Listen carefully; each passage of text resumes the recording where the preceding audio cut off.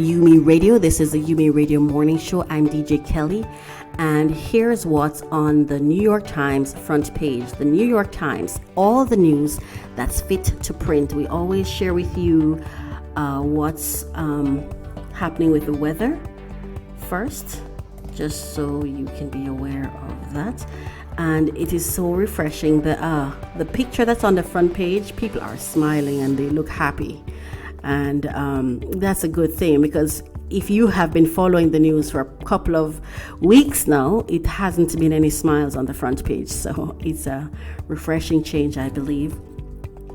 So today will be cloudy, periodic rain, breezy, not as chilly, high 48. And tonight, periodic rain, low 40. Tomorrow, rainy, tapering to some showers, high 47. And of course, the weather map can be seen on D8. And let's see, what are the top headlines? Again, I try to describe for you every morning that the main photo that's on the front page. It's a lot of people together. I think it's about the Oscars, and there's only one person in red, everyone else is in black, but they look happy. People are smiling and laughing. Oh yeah, these are people, some of them have won and things. So okay, here's the subtext beneath that. Parasite, directed by Bong Joon-ho, Middle, took the Best Picture Oscar, becoming the first film not in the English language to win. Oh, that's a big thing. That is a big thing. That's why everyone is so happy. The first film that is not in English, in the English language, and it won. So let's see the story beneath that. Parasite win makes history at the Oscars. And this story is by Kylie Buchanan and Brooks Barnes. 92 years of Oscar history were shattered Sunday night when the South Korean hit Parasite became the first film not in the English language to win the Academy Award for Best Picture. The class struggle thriller faced stiff competition for Hollywood's top trophy from movies that included Quentin Tarantino's showbiz epic Once Upon a Time in Hollywood, the billion-dollar comic book film Joker, and Martin Scorsese's Netflix crime drama The Irishman. But Parasite, directed by Bong Joon-ho, managed to pull off the final win in a moment that had audience members in the Dolby Theatre leaping to their feet. That's on page C1.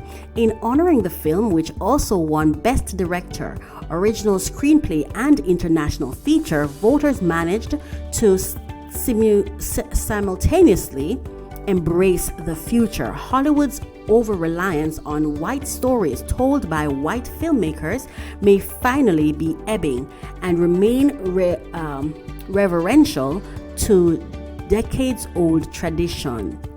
Unlike some other Best Picture nominees, Parasite was given a conventional release in theaters. It has taken in $35.5 million at the North American box office since its release in October. Global ticket sales stand at $165 million. And here is a quote. We never write to represent our countries.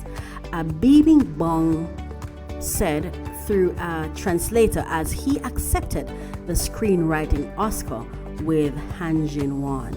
And that story continues on page 20. In other news,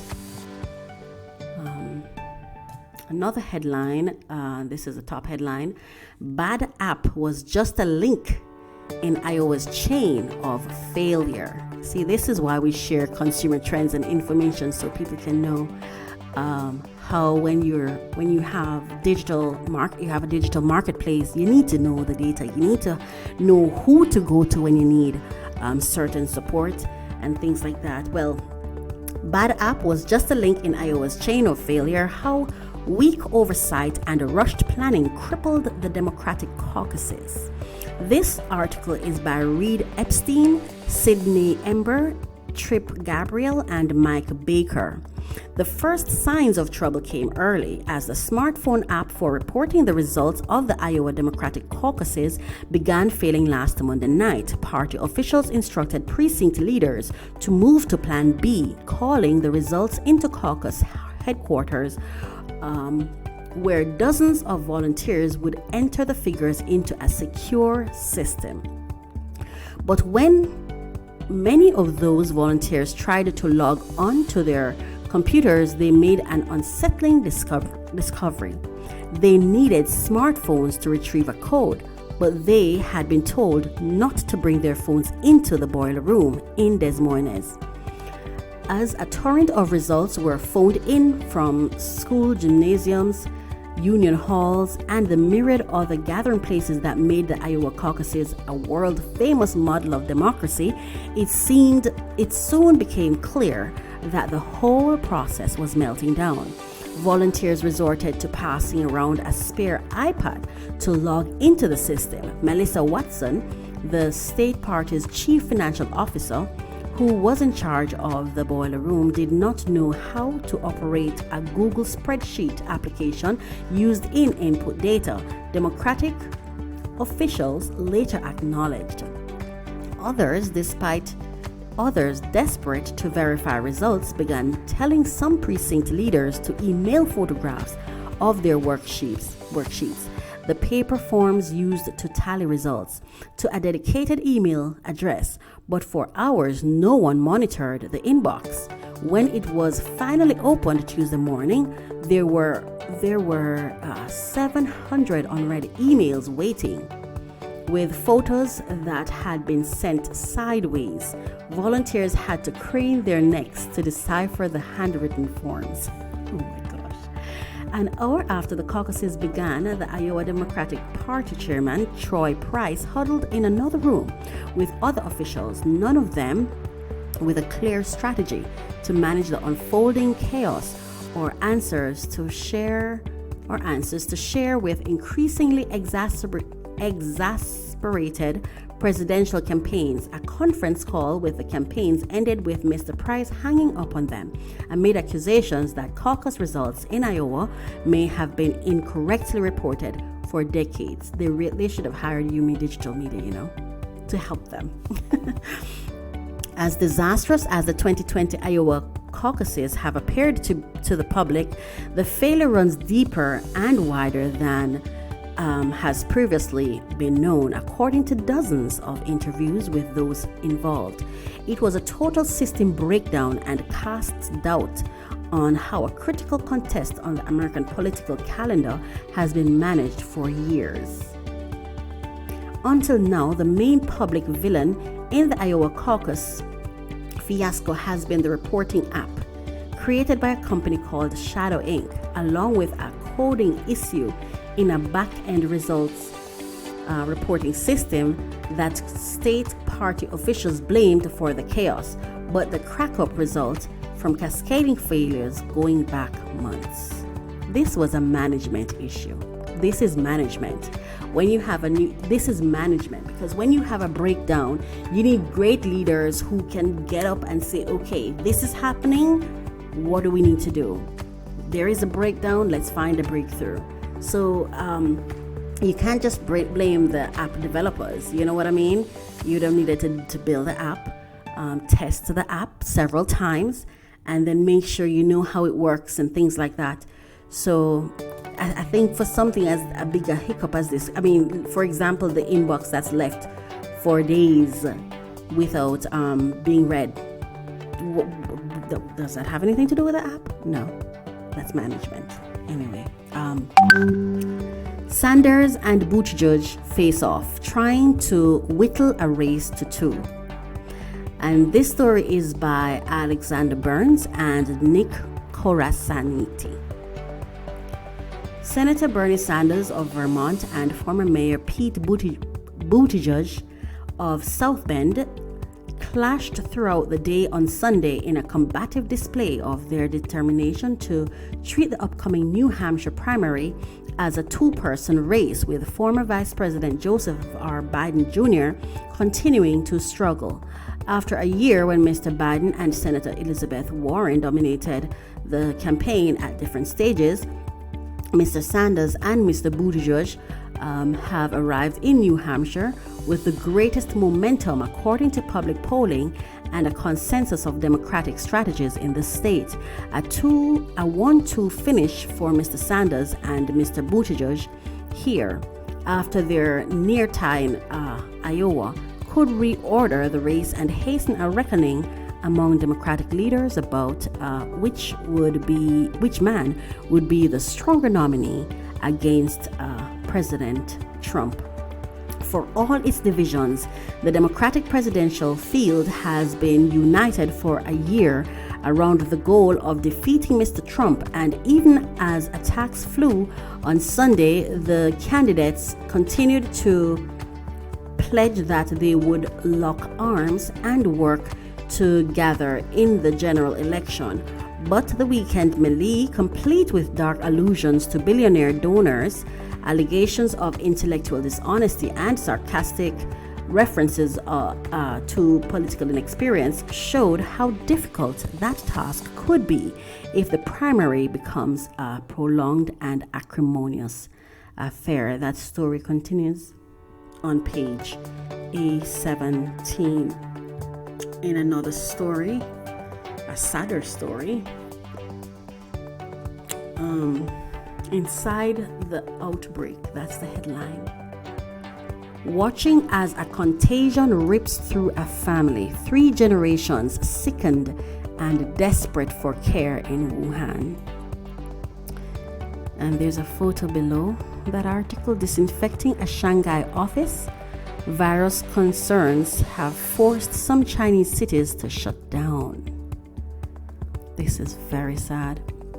And this story is by Amy Kin, and it's out of Wuhan, China. Bella Zhang hung an intravenous drip on a spindly tree branch and slumped down on a large stone planter outside the crowded hospital.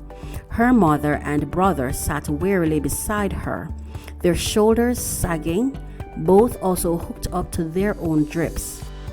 In recent days, Ms. Zhang, 25, a perfume saleswoman with tinted blue hair, had watched helplessly as one by one her relatives were sickened by the coronavirus that was tearing through her hometown, Wuhan.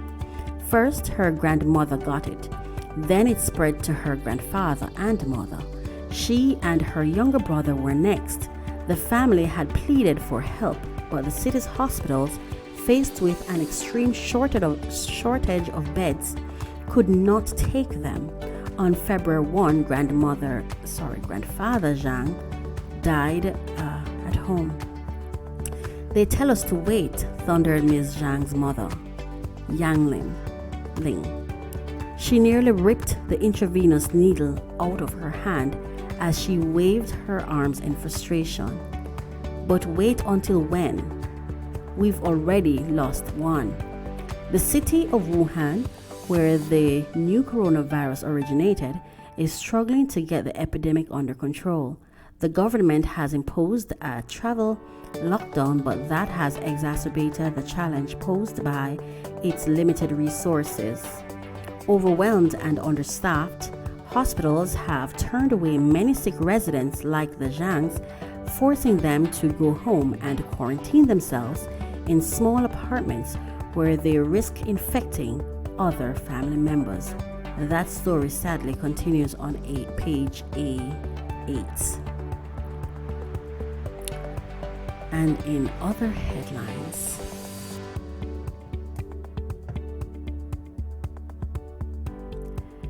internet delusion oozes offline into real world.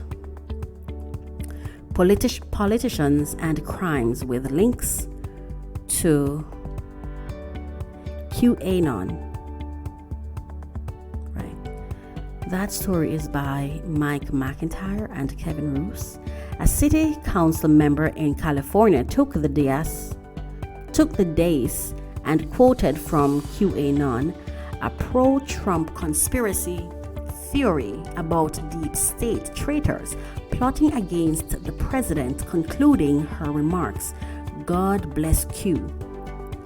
A man spouting QAnon beliefs about child sex trafficking swung a crowbar inside a historic Catholic chapel in Arizona, damaging the altar and then fleeing before being arrested.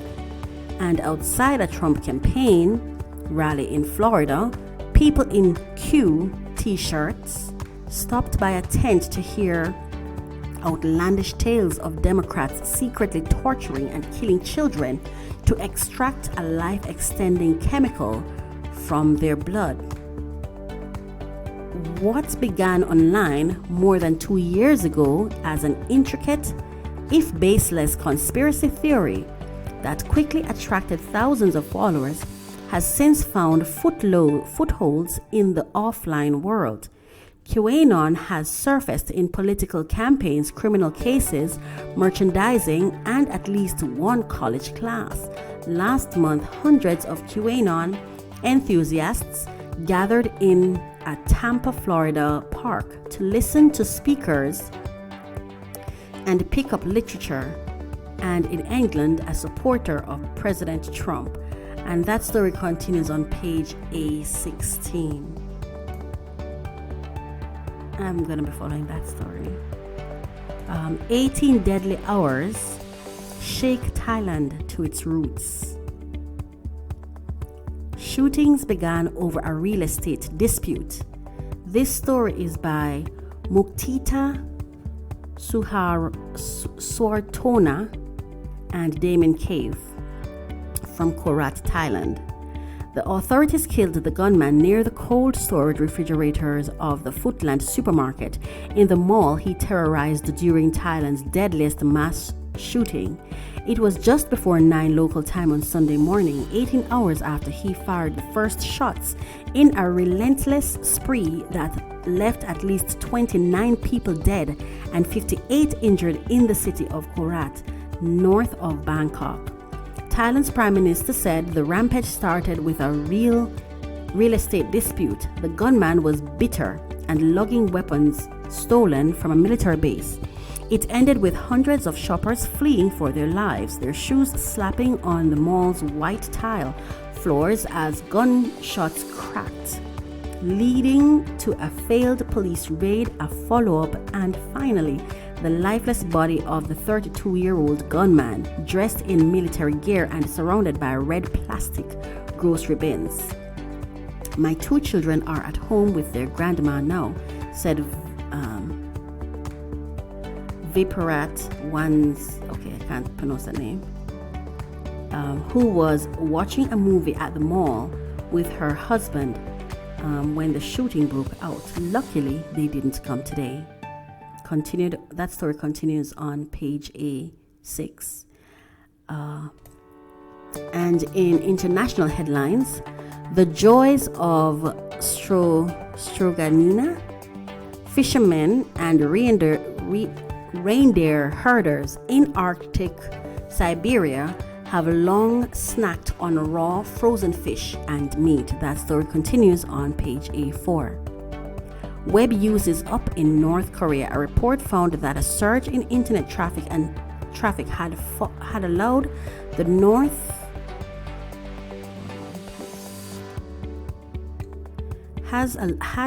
the North to evade sections from the West. In business headlines, a primary challenger, the podcaster Lauren has irked some people in New Hampshire with Stronghold, a close look at an all-important contest. Page B1.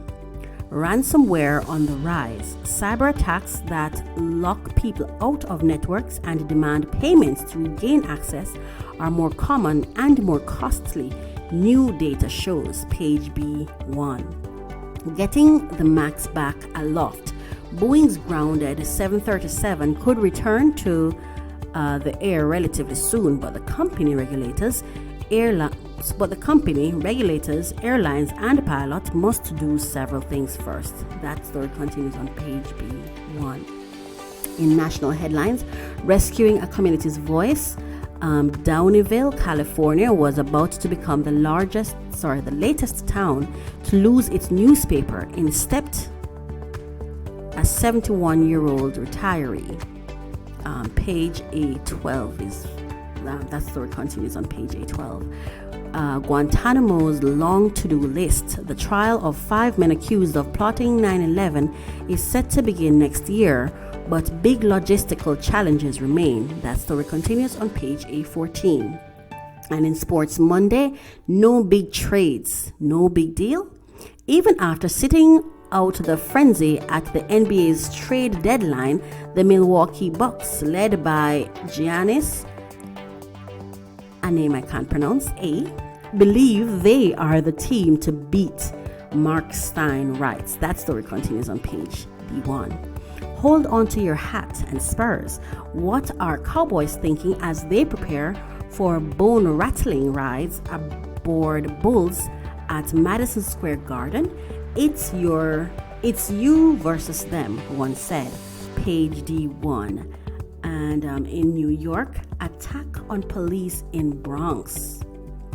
An assailant targeted a patrol van and then a station house in a shooting rampage that left 2 officers wounded and a 3rd injured. That story continues on page A22. And that concludes our coverage of the New York Times front page